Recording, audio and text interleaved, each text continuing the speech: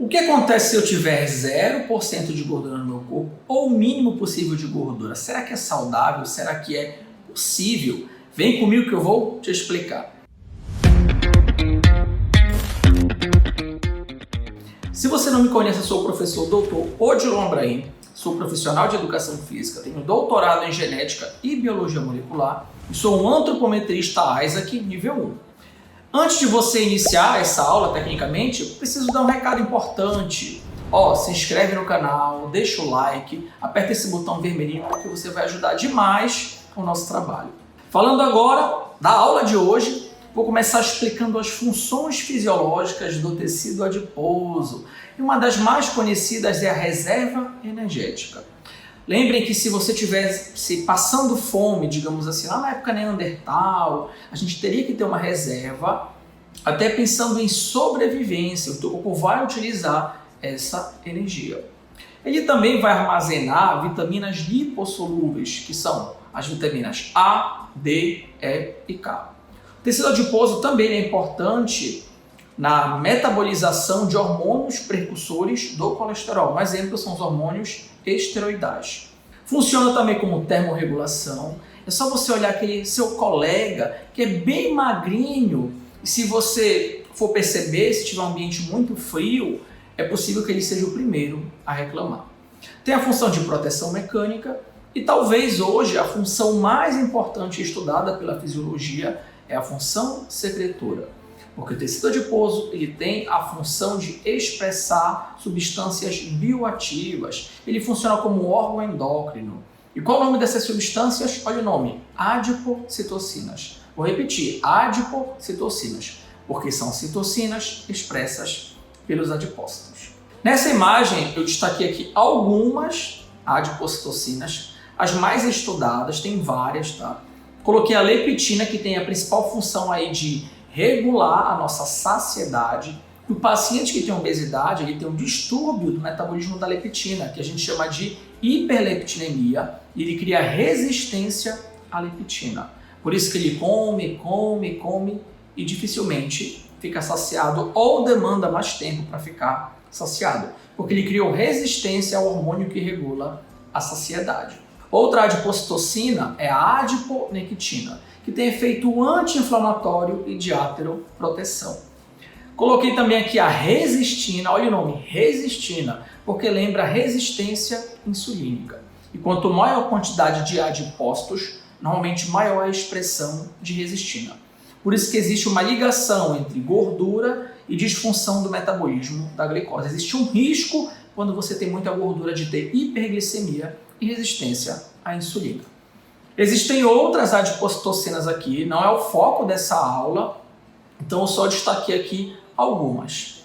E como eu falei para vocês, o tecido adiposo hoje, ele se comunica com outros tecidos, que a gente chama isso na fisiologia de crosstalking ou crosstalking.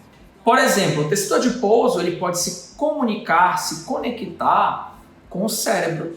Os receptores de leptina estão localizados no núcleo arqueado do hipotálamo.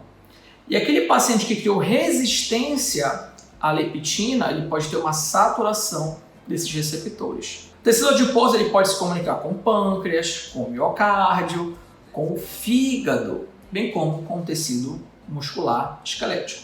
Só que existe uma doença em que a pessoa ela tem um mínimo de gordura no corpo, ela tem uma escassez de adipócitos. É uma mutação genética e o nome da doença é lipodistrofia generalizada congênita. Olha o nome, lipodistrofia generalizada congênita. A criança ela nasce, isso é uma mutação genética, ela vai ter pouca gordura.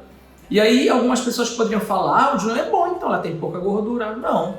Pelo fato de ela ter pouca gordura, por exemplo, ela não expressa a quantidade adequada de leptina. Então, o perfil dessas crianças é hiperfagia, elas comem de maneira até descontrolável. E um dos tratamentos até é o uso exógeno de leptina para regular a saciedade dessas crianças.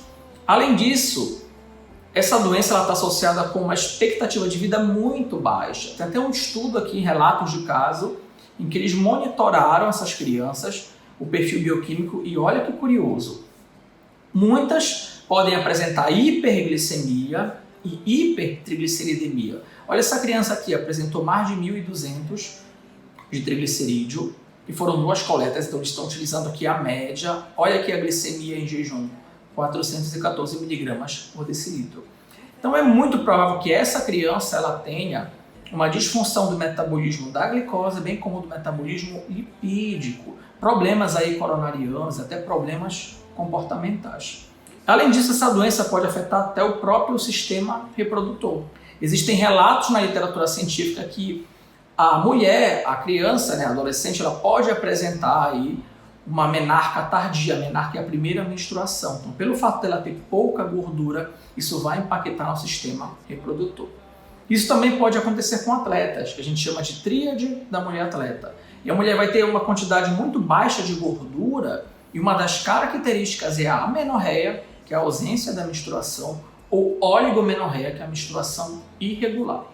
A conclusão dos autores desses relatos de caso foi que essa doença, a lipodistrofia generalizada congênita, foi associada com resistência à insulina, diabetes e dislipidemia.